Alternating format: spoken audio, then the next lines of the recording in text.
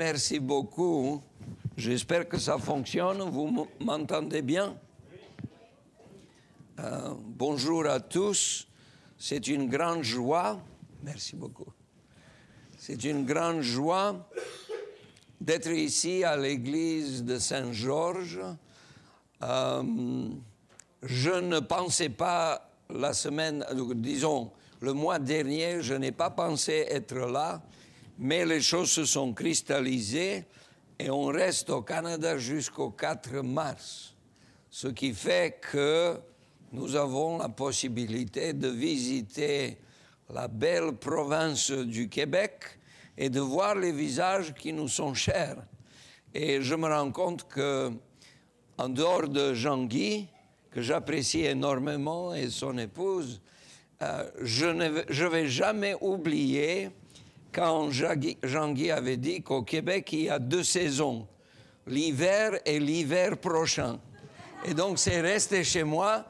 Et je peux vous dire, honnêtement, et je le dis avec insistance, s'il vous plaît, priez pour le Canada. Vous avez un très bon pays. Et c'est un don de Dieu. Si vous allez dans 200 et quelques pays qui existent, vous trouverez très peu de pays comme le Canada. Même si l'hiver prochain est bientôt là, vous avez vraiment un pays excellent. Cet après-midi, vous allez comprendre un peu plus de ce que je dis, mais c'est la vérité. Nous avons vécu dans beaucoup de pays. Cet après-midi, je vais dire un peu aussi pour cela, mais on a vécu en Suisse, en France, en Autriche, aux États-Unis, au Canada et maintenant, maintenant en Israël. Ce qui voudrait dire que le choix est grand et les gens nous demandent « Qu'est-ce que vous préférez ?» Alors je dis « Ça n'existe pas l'endroit parfait sur cette planète. On attend la Nouvelle Jérusalem. Mais si on nous demande, je dirais ce que j'aimerais le plus, et je sais que les vrais Canadiens ne seront pas d'accord avec moi, parce que leur saison préférée, c'est l'hiver. Pour moi, l'idéal serait le Canada sans l'hiver et Jérusalem sans la guerre. Et apparemment, vous comprenez, nous vivons sur cette planète et c'est comme ça. Et on accepte. Et c'est encourageant de voir. Je me rappelle de plusieurs visages. Bien sûr, la famille Doyon. Je me rappelle de Léo, le grand frère. Léo, merci beaucoup pour tout. Je me rappelle de bonnes choses que nous avons pu vivre ensemble, toute la famille Fauché. Et je ne sais pas qu'est-ce que je dois dire encore, parce qu'il y a plein de noms qui me viennent à l'esprit. Je vais essayer de trouver, bien sûr, frère Alain Jacques. Je mélange maintenant, parce qu'on est toujours en Israël en anglais. Donc les mots qui arrivent, et beaucoup d'autres personnes. Dites-moi, qui est Annick? Annick, merci beaucoup pour ton aide. Et je pense que quelque part, en lisant ton nom de famille, je me suis rappelé de Stéphanie.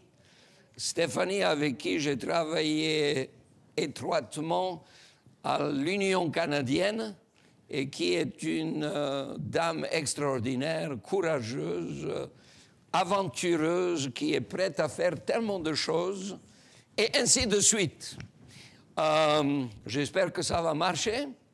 Aujourd'hui, j'aimerais vous parler du Dieu d'Abraham, d'Isaac et de Jacob.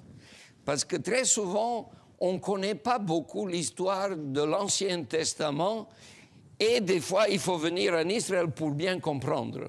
Parce qu'eux, ils regardent différemment de ce que nous regardons. C'est la même Bible, ce sont les mêmes personnages, mais nous avons les préjugés qui sont un peu éloignés de leur propre réalité. Et j'aimerais bien vous parlez des fondations de notre identité. J'aimerais bien que nous puissions avoir et connaître ce Dieu d'Abraham et d'Isaac et Jacob. J'ai eu l'occasion de demander à un grand rabbin pourquoi est-ce que chaque fois vous utilisez l'expression le Dieu d'Abraham et d'Isaac et de Jacob. Et il a dit c'est très simple pour que les enfants comprennent qu'ils ont 4 pères et 5 mères.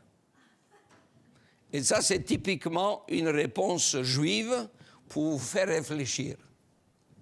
Alors, je répète de nouveau, le Dieu d'Abraham, d'Isaac et de Jacob, c'est pour que nous tous nous rappelions que nous avons 4 pères et 5 mères.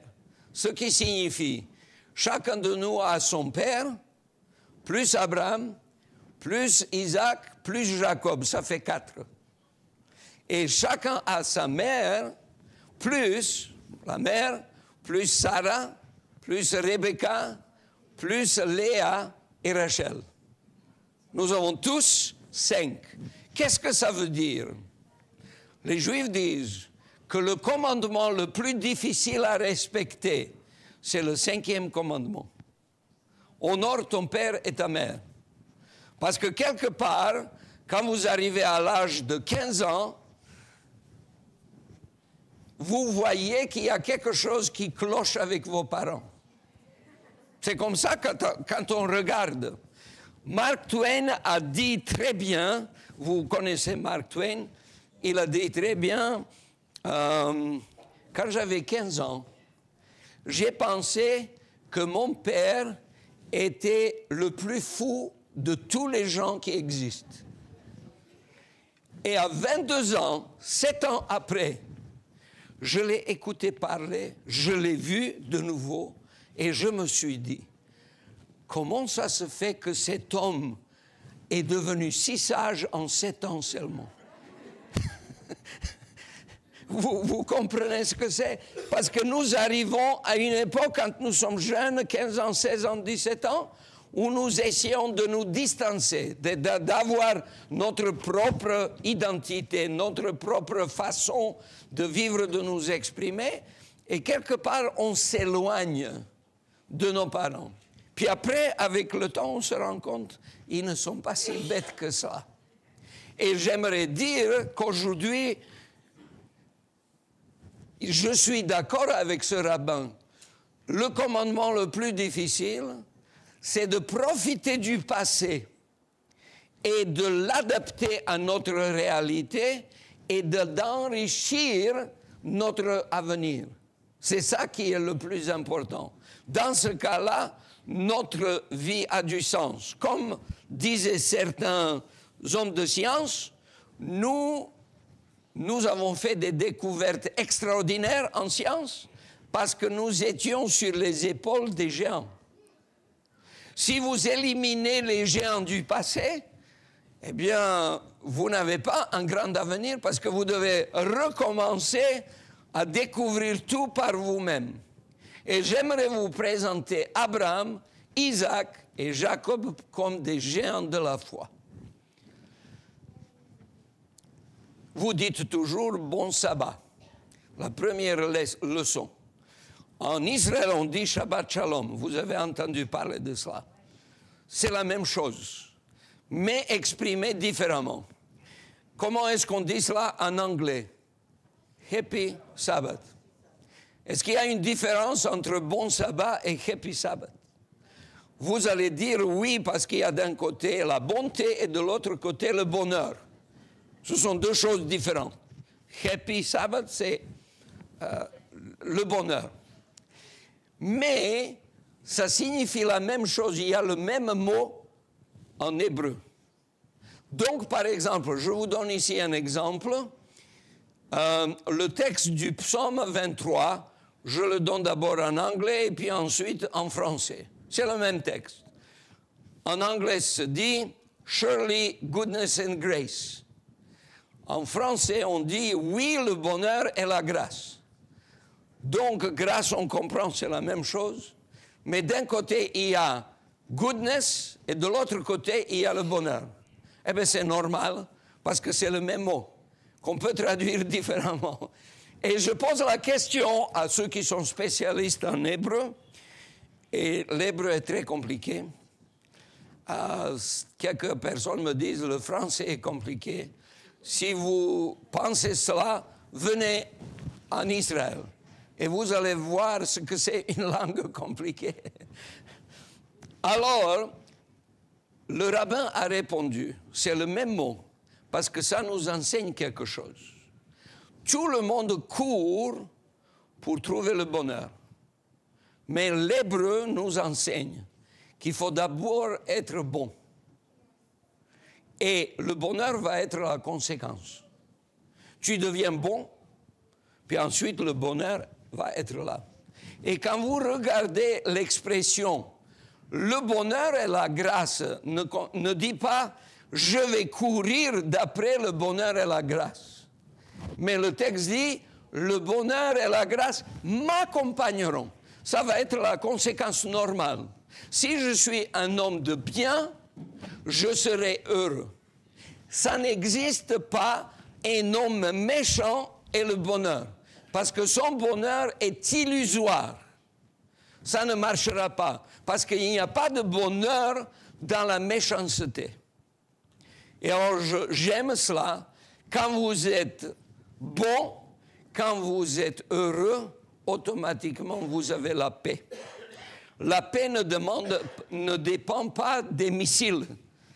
La paix ne dépend pas de ce qui se passe à Gaza, de ce qui se passe au Liban, de ce qui se passe en Arabie Saoudite ou quelque part ailleurs. Vous avez la paix au milieu des épreuves. Et c'est ce que j'aimerais souligner aujourd'hui. Quand vous dites bon sabbat ou Shabbat Shalom, c'est la même chose. Ça signifie, pour avoir la paix, vous devez être bon, le bonheur va venir et vous aurez la paix. Cet après-midi, on va dire quelque chose de cela. Juste pour vous dire ici, les voitures ne bougent pas. En Israël, ces voitures sont garées.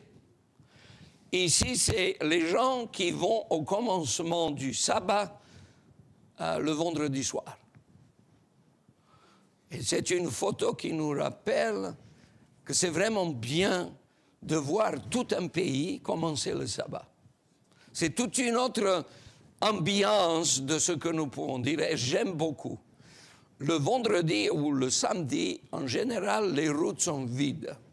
Une fois, j'étais à la classe d'hébreu, que je suis toujours, parce que c'est obligatoire, et le professeur nous a demandé comment est-ce que vous avez passé le week-end. Et vous devez le dire avec votre hébreu de débutant. Et alors, j'étais pendant le week-end à Haïfa, c'est la ville au nord d'Israël. Et puis, j'étais tellement de fois à Haïfa, il n'y avait rien de spécial. Et alors, le prof me demande, qu'est-ce que tu as aimé à Haïfa? Je dis, j'étais tellement de fois, j'ai rien aimé de spécial. Ce que j'ai aimé, c'est le voyage à Haïfa le samedi matin. Parce que samedi matin, les routes sont vides. En Israël, c'est un petit pays et beaucoup d'habitants. Les routes sont pleines du dimanche jusqu'au vendredi. C'est incroyable, c'est tellement serré. Par exemple, pendant la semaine, vous mettez 2 heures de Jérusalem à Tel Aviv. Samedi, vous mettez 40 minutes. Vous comprenez? Parce que c'est vraiment vide.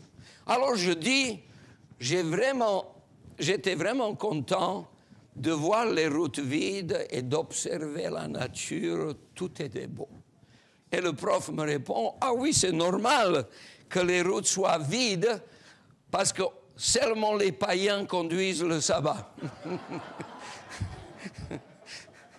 Vous voyez bien qu'on est classé bien spécifiquement. Mais c'est quand même beau à voir quand il y a des personnes qui considèrent que le plus grand cadeau que Dieu leur a donné, c'est le sabbat. Et je me rappelle, peut-être après je pourrais répondre pour ne pas rester trop longtemps, parce que nous n'avons pas beaucoup de temps. Qu'est-ce que nous faisons en Israël? Nous proclamons la paix et l'espérance. Comme ici, le plan stratégique du Canada, c'est de proclamer l'espérance et, je ne sais pas comment on dit, hope and wholeness. Wholeness, c'est quelque chose de... C'est exactement la même chose, mais sauf que nous exprimons cela en hébreu et que ça signifie, nous proclamons la paix et l'espérance en Israël. Pour ceux qui ne nous connaissent pas, nous avons travaillé au Québec pour l'année 2007, 8, 9 et 10. Le 1er décembre 2010, nous avons déménagé à Oshawa, où nous avons travaillé pour l'Église adventiste du 7e jour au Canada pendant 9 ans. Le temps passe très vite. Nous avons quitté le Canada le 15 août 2019 et nous sommes à Jérusalem pendant les 6 dernières années, par la grâce de Dieu. Je n'oublierai pas, il y a beaucoup de bonnes choses qui se sont passées pendant notre séjour. Alors je ne sais pas si vous pouvez voir quelque part. Vous connaissez bien ces personnes qui sont là. Il y a de très bonnes choses qui ont été faites, mais l'une des plus grandes, c'est l'école de Saint-Georges. Et je le dis parce que j'ai parlé tellement de fois de vous,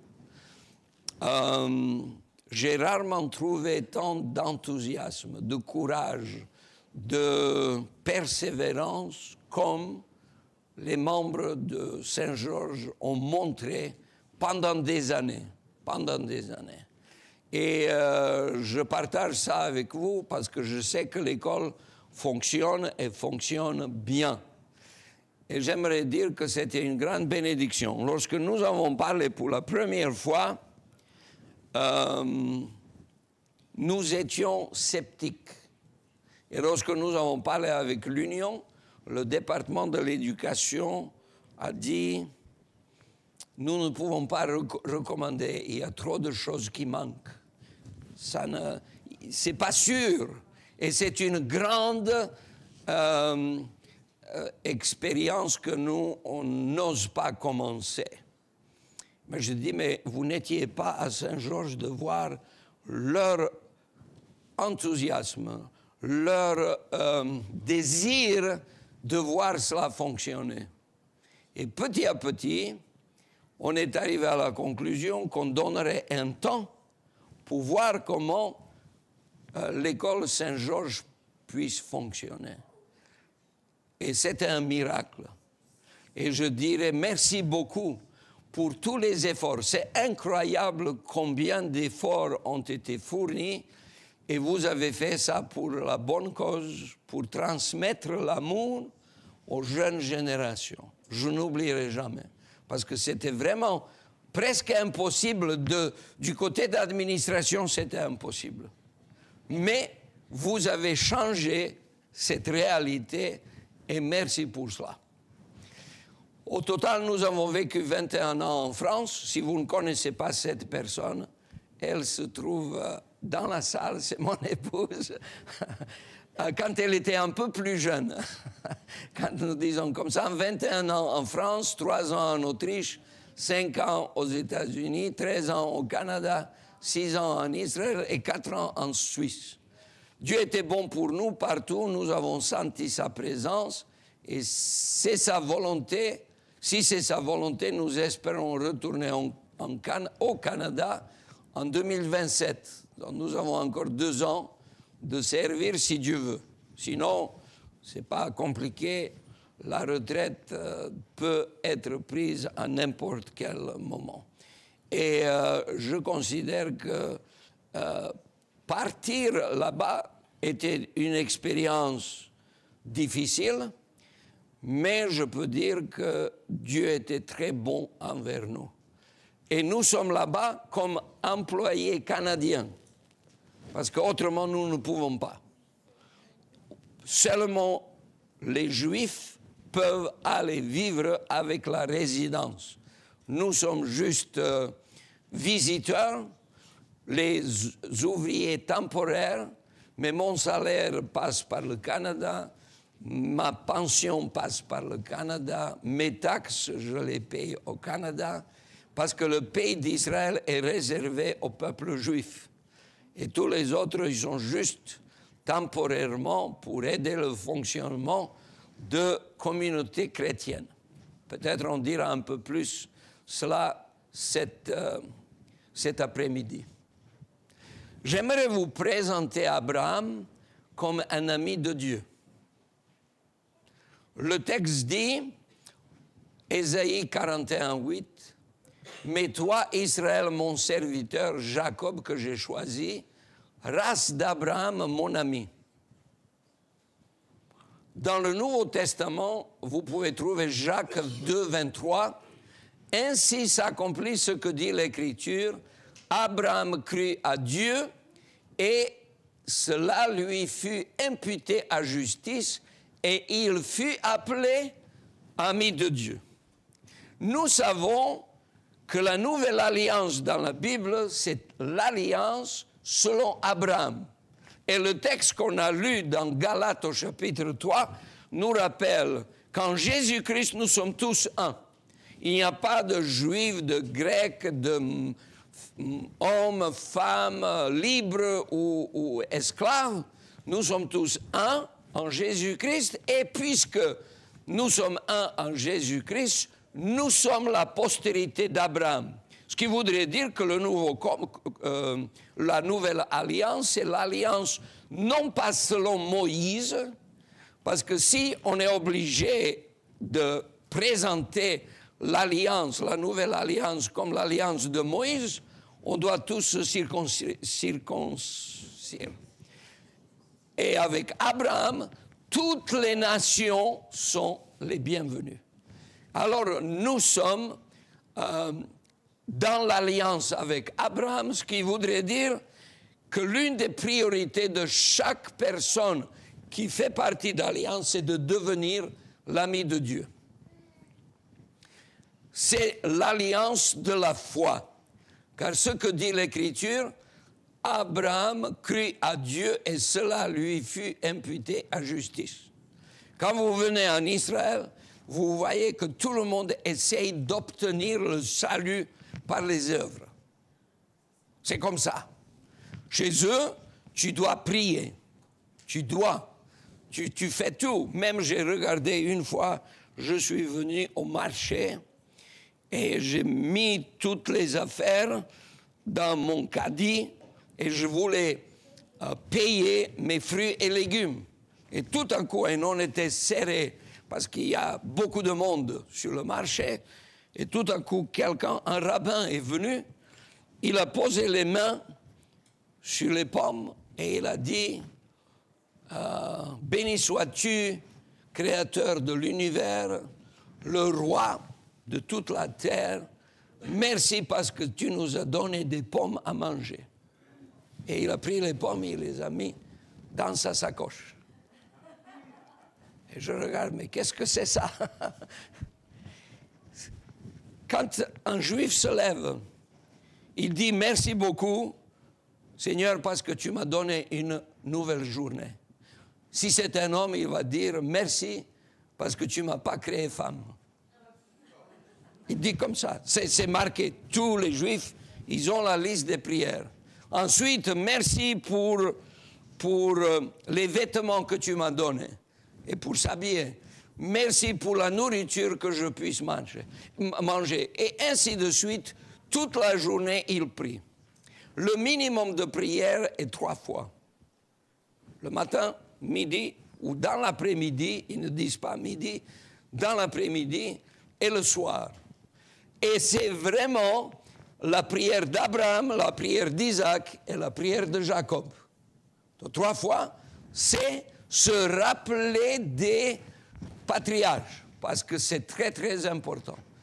Mais l'alliance d'Abraham n'est pas une alliance selon les œuvres, mais selon la foi. Abraham crut à Dieu et cela lui fut imputé à justice.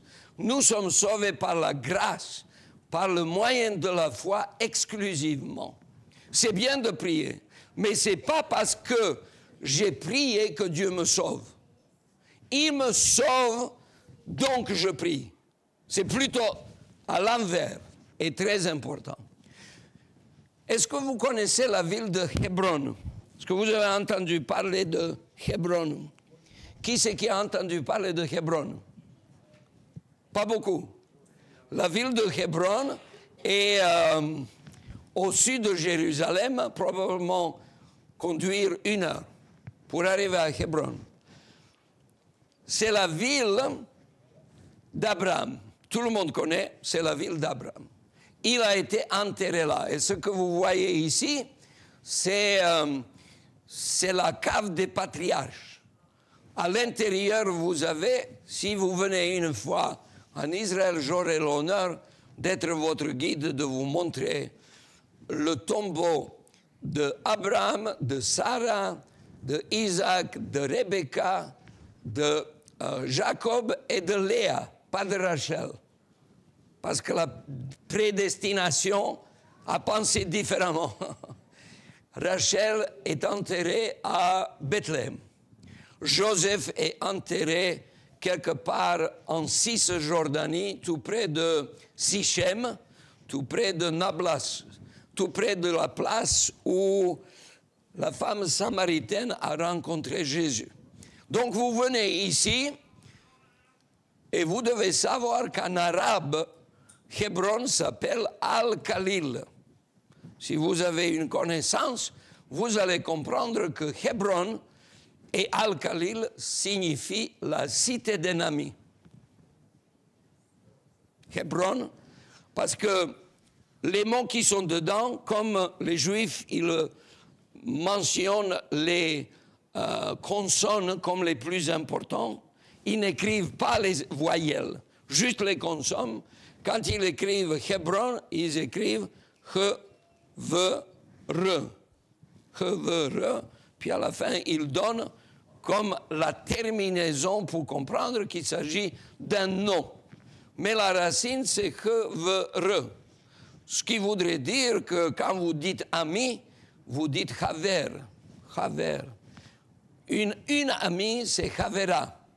Les amis, Chaverim.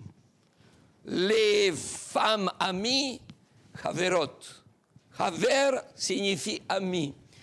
La cité de Hébron signifie la cité d'un ami. De quel ami?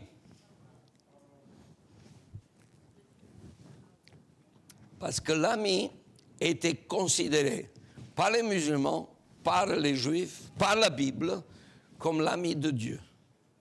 Et c'est la raison pour laquelle, au lieu de dire la cité d'Abraham, ils ont dit la cité d'un ami, ce qui veut dire celui qui a réussi à ce que Dieu l'appelle un ami.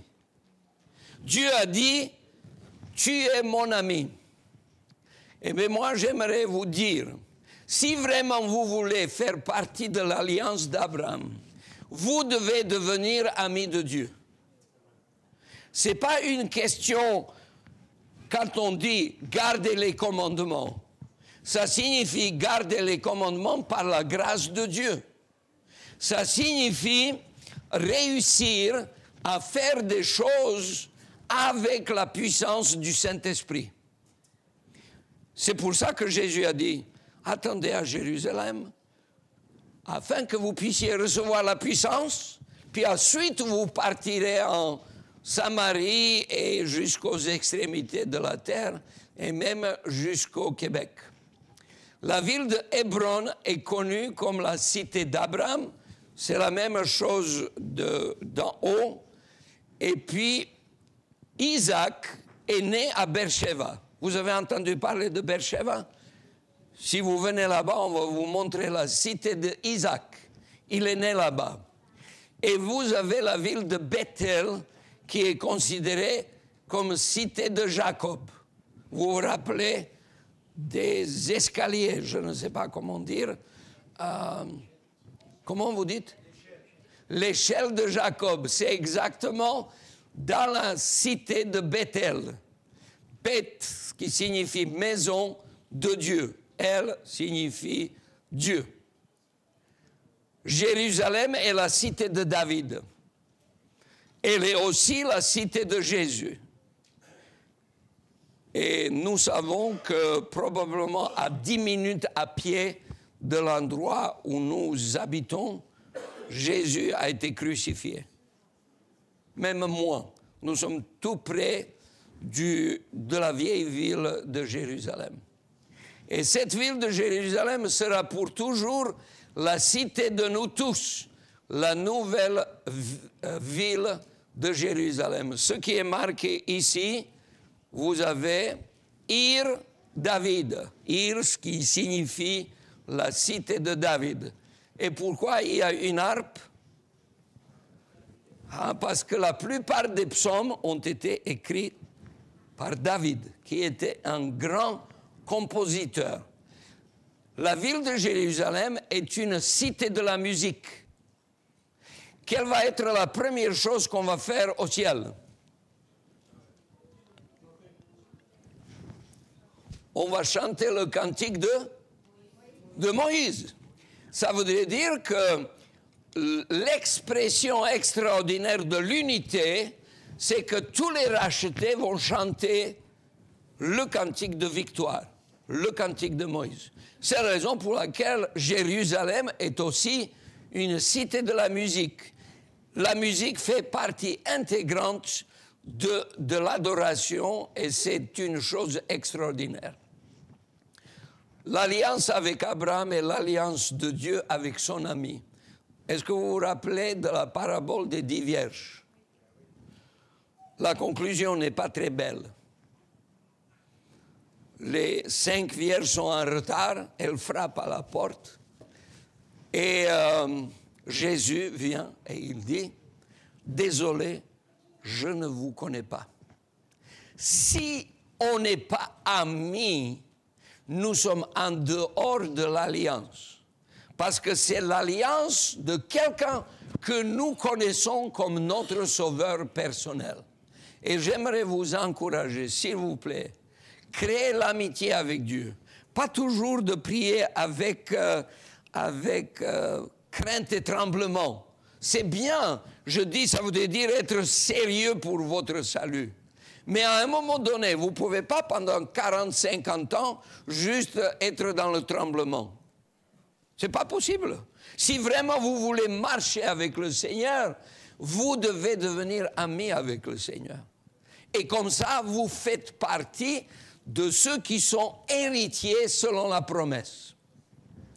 J'aimerais juste vous dire que Abraham, selon tous les calculs, a vécu 2000 ans avant Jésus-Christ. Mais après, on est un peu perdu dans la chronologie biblique.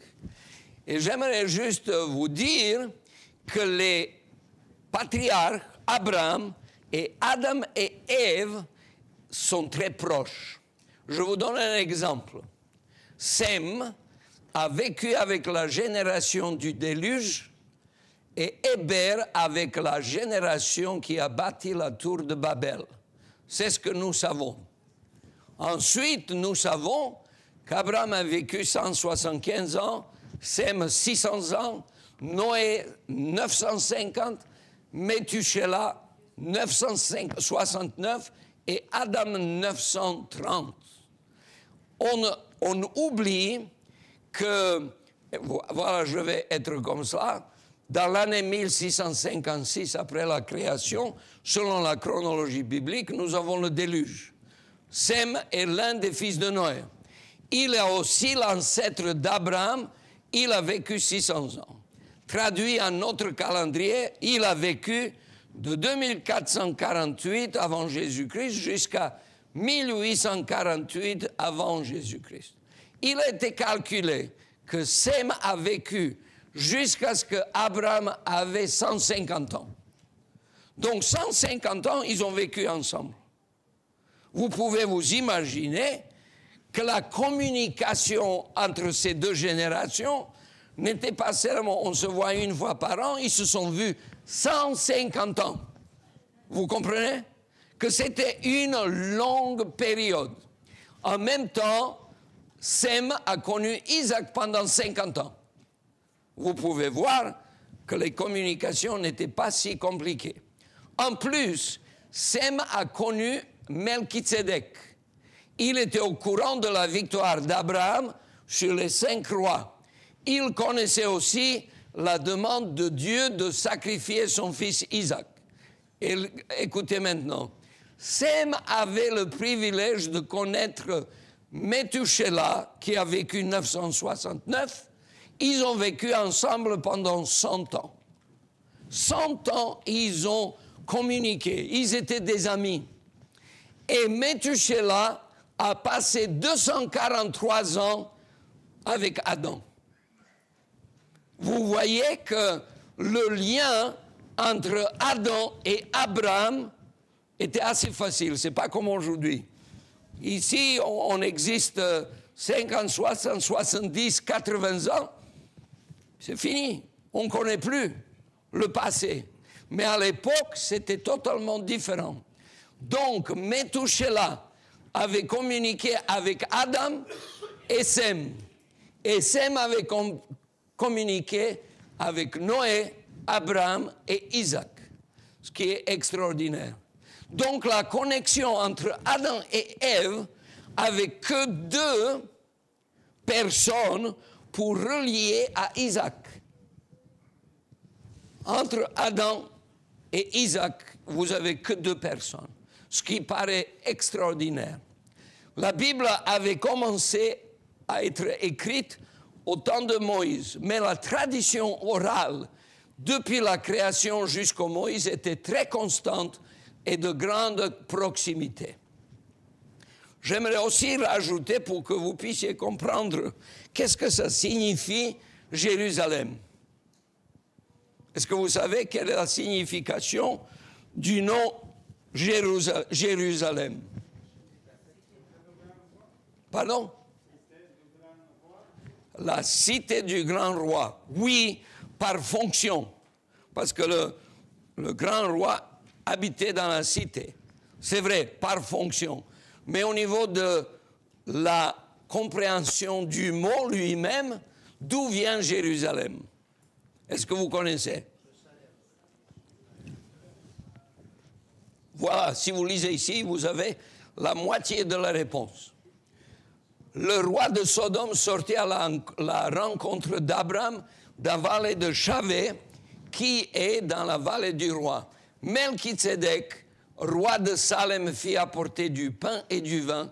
Il était sacrificateur du Dieu très haut. Donc Salem ou Shalem était la deuxième partie du mot, qui signifie paix, qui signifie justice,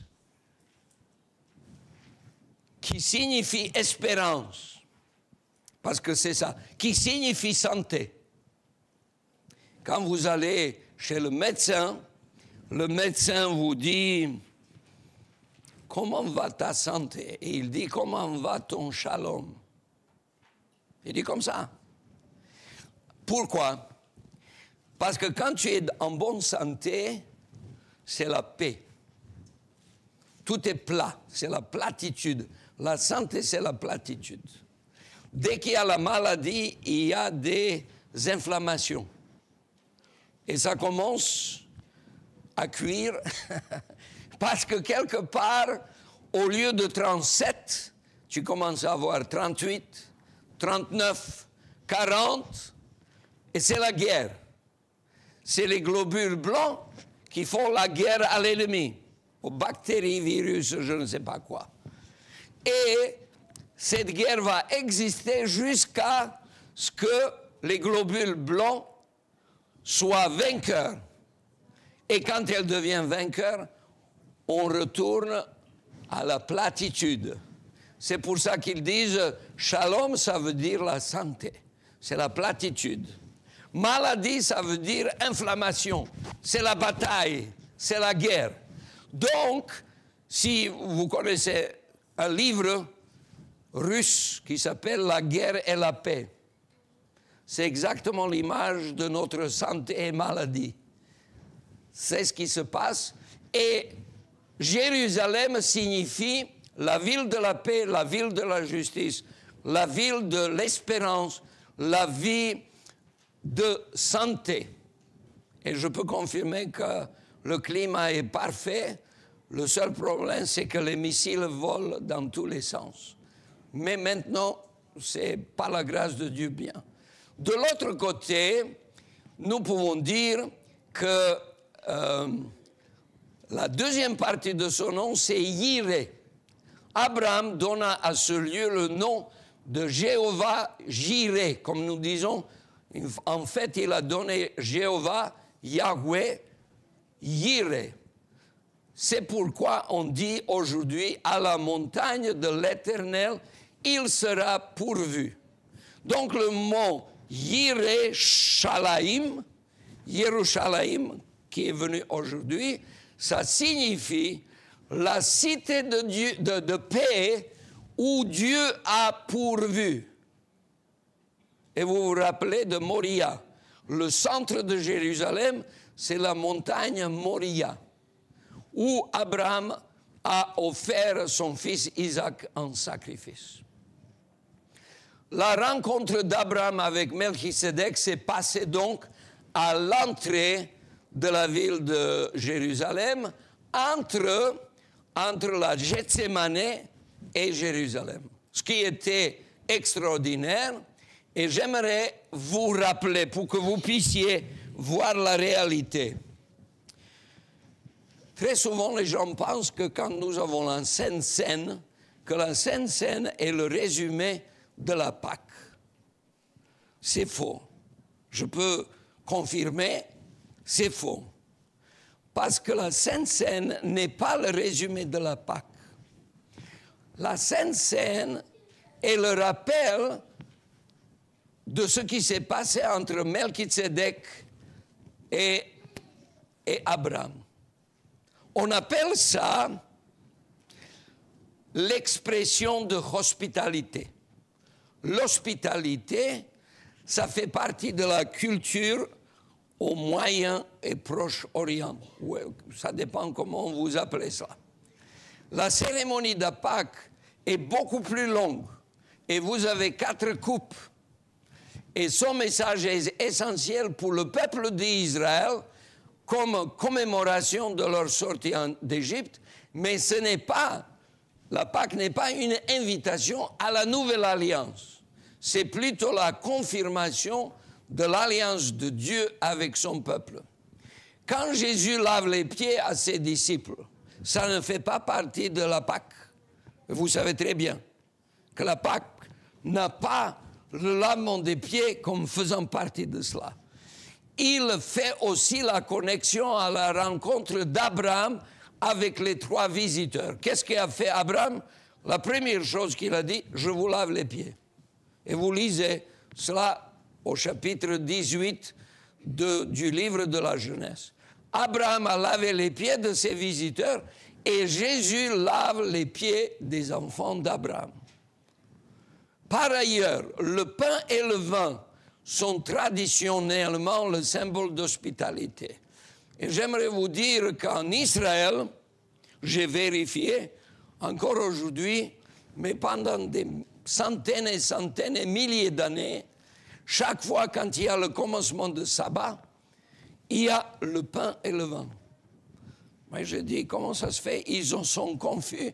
Ils font notre Sainte Seine le vendredi soir. Mais ce n'est pas ça. Ils font ce qu'eux, ils appellent kidouche. Kidouche, qui voudrait dire, vous prenez le morceau de pain et vous avez le vin et vous montrez le signe d'hospitalité au sabbat qui est le plus grand cadeau de Dieu pour vous. Donc, quelque part, dans les alliances de la Bible, la nouvelle alliance est l'alliance de Jésus qui rappelle dans beaucoup de détails l'alliance d'Abraham. C'est la raison pour laquelle ceux qui ont été refusés avant, les païens, sont acceptés à travers la nouvelle alliance qui est l'alliance selon Abraham. Ce qui s'est passé dans la chambre haute est plus proche de la réception de sabbat, ce qu'ils appellent Kabbalat Shabbat. Quand vous allez à l'hôtel, la première chose que vous voyez, c'est marqué Kabbalah. Mais Kabbalah, ça ne signifie pas le mysticisme, parce que ça existe, le mysticisme Kabbalah. Mais le mot Kabbalah signifie réception. Donc, le mouvement mystique Kabbalah signifie recevoir les choses mystérieuses, réception. Mais pour vous, le sabbat, l'accueil de sabbat s'appelle la réception du sabbat. Tu reçois le cadeau de Dieu comme le plus grand cadeau que tu as. C'est la raison pour laquelle l'alliance d'Abraham, c'est pour toutes les nations. L'alliance de Moïse, c'est juste pour le peuple d'Israël. C'est l'ordre de Melchizedek, c'est l'ordre d'Aaron. Juste la dernière chose pour vous dire. Le jeudi soir, Jésus a pris la Sainte Seine. Le vendredi d'après, c'était la résurrection. Et Jésus, la première chose qu'il a fait après avoir quitté les disciples et après avoir passé par la passion, c'était de devenir souverain sacrificateur selon l'ordre de Melchizedek. C'est la raison pour laquelle il parlait de la nouvelle alliance. La deuxième chose, Isaac. Isaac est connu pour sa fidélité et obéissance jusqu'à la fin. Ce qui n'est pas toujours vrai de la perspective juive. Et je vais essayer de vous expliquer. Vous pouvez avoir beaucoup de choses en commun entre Isaac et Jésus. Nous, en théologie, on connaît des couples qui illustrent le plan du salut. Par exemple, vous avez Moïse et Josué. Josué est l'illustration du Messie qui doit venir. Ensuite, vous avez Élie et Élisée. Sont deux ensemble. Élisée est le symbole du Messie qui doit venir. Et d'abord, c'est Élie qui doit venir, puis ensuite vient Jésus, comme le ministère d'Élisée l'a montré bien. Vous avez David et Salomon. Ici, vous avez aussi Abraham et Isaac, qui est le symbole du sacrifice du Messie lui-même. C'est la raison pour laquelle Dieu dit à Abraham, prends ton fils, ton unique, celui que tu aimes, va au pays de Moria et offre-le en holocauste. En parallèle, vous avez Jean 3, 16. Car Dieu a tant aimé le monde qu'il a donné son Fils unique, afin que quiconque croit en lui ne périsse pas, mais qu'il ait la vie éternelle. Et je pourrais continuer avec beaucoup de textes. Isaac est aussi l'exemple de la prière. Si vous voulez être enfant d'Isaac, vous devez être un homme de la prière. Priez sans cesse, c'est la Bible qui vous le dit. Isaac est aussi l'homme des commandements. Arav Yaakov Medan a dit, quelle est donc la nature de la réussite de l'épreuve d'Isaac? L'élément majeur de l'épreuve d'Isaac concerne la loi de l'honneur du père et de la mère. Il pouvait très bien dire, toi tu n'es pas... Selon la tradition juive, Isaac avait 37 ans quand il a été offert. 37 ans. Et la même année, selon la tradition juive, Sarah est morte. Elle avait 127 ans. Alors, le commandement le plus difficile, dit le peuple d'Israël, ce n'est pas tu ne voleras pas, etc. C'est qu'à chaque moment, tu dois respecter ton père et ta mère. Abraham dit à Isaac, Dieu pourra lui-même pour que l'on trouve l'agneau pour l'Holocauste. Normalement, il aurait dû dire à Isaac, selon la parole de Dieu, tu es l'Holocauste. Vous comprenez? Comment un père peut dire cela à son fils? C'est difficile. Et c'est la raison pour laquelle l'obéissance aux parents, pour le peuple d'Israël, est vraiment le commandement le plus difficile. Isaac est l'homme de la famille. Que nous puissions investir autant de choses, autant d'efforts dans nos familles. Tim Keller avait dit, en contraste frappant avec notre culture, la Bible enseigne que l'essence du mariage est un engagement sacrificiel pour le bien de l'autre. Cela signifie que l'amour est fondamental, beaucoup plus qu'une action, qu'une émotion. Et quand nous comprenons cela, nous comprenons qu'Isaac est un grand exemple pour les familles solides. Mais maintenant, je veux un tout petit peu vous provoquer. Isaac était l'homme de fidélité jusqu'à un âge avancé. Je vous donne l'explication du peuple d'Israël.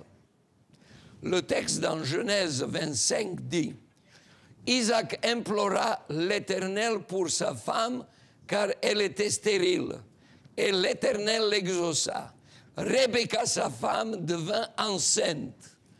Les enfants se heurtaient dans son sein, et elle dit « S'il en est ainsi, pourquoi suis-je enceinte ?» Elle alla consulter l'Éternel, et l'Éternel lui a dit « Rappelez-vous de ça. L'Éternel lui a dit, ce n'est pas un homme, ce n'est pas un voisin, c'est l'Éternel qui lui a dit, 2 nations seront dans ton ventre et 2 peuples se sépareront au sortir de tes entrailles.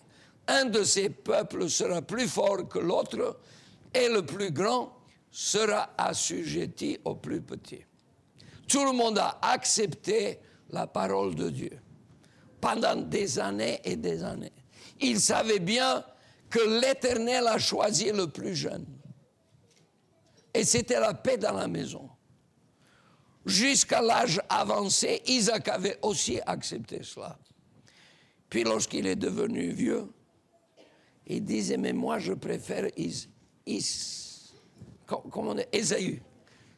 Je préfère Ésaü. Et c'était la catastrophe.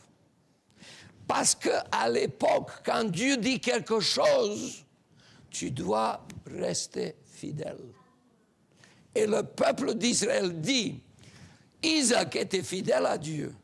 Il a montré la plus grande obéissance quand il a été offert en sacrifice.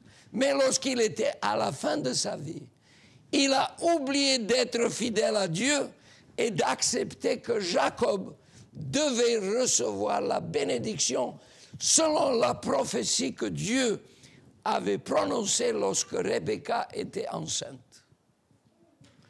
Et alors vous connaissez la suite. Le peuple d'Israël dit, c'est vrai qu'ils ont essayé de tricher. Mais ils ont essayé de tricher parce que Isaac a triché. Isaac n'a pas voulu accepter la parole prophétique qui a été prononcée. Donc, quelque part, le fait que Jacob a changé sa peau et il est venu présenter pour avoir la bénédiction, ce n'était pas le problème essentiel. La tricherie de Jacob provient de la tricherie d'Isaac de respecter la prophétie de Dieu. Alors moi, j'aimerais bien vous dire et suggérer, ne prenez pas à la légère ce que Dieu dit. Même si ça vous plaît ou si ça ne vous plaît pas. Ne me suivez jamais. Moi, je sers pour vous montrer la parole de Dieu. Et vous, en votre âme et conscience, réfléchissez quel est le message que Dieu vous donne et suivez le message de Dieu jusqu'à la fin, coûte que coûte, parce que c'est ça le message d'Isaac. Le message d'Isaac, c'est que pendant toute sa vie, il a accepté la prophétie concernant Jacob, puis à la fin, il a voulu dire, j'ai l'autorité, je suis le père, et lui, Ésaü, est mon premier-né, je vais faire comme je veux. Alors qu'il savait très bien que la prophétie disait, et le plus grand sera assujetti au plus petit. Et le texte dit très clairement, elle alla consulter l'Éternel, et l'Éternel lui dit, quand l'Éternel dit quelque chose, n'essaye pas de combiner, n'essaye pas de faire à ta manière, que le mot de l'Éternel soit le dernier.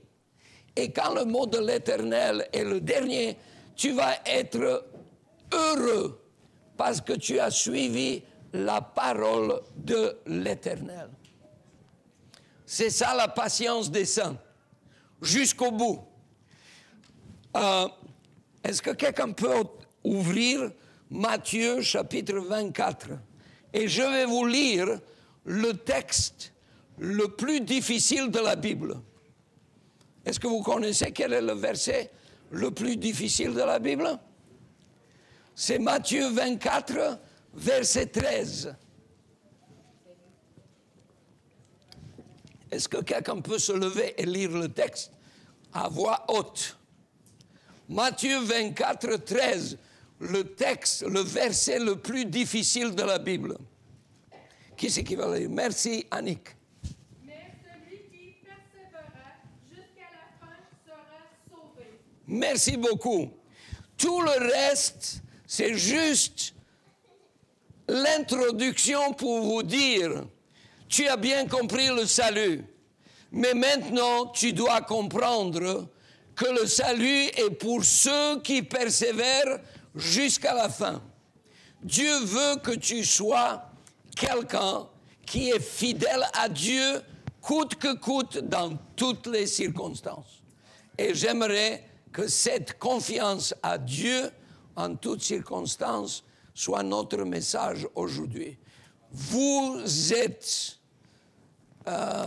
avec votre identité pleine, si vous êtes enfant d'Abraham, enfant d'Isaac et enfant de Jacob, et enfant de votre père, en attendant d'être membre du royaume de Dieu pour toujours, dans la nouvelle ville de Jérusalem, qui n'a rien à voir avec la ville où j'habite.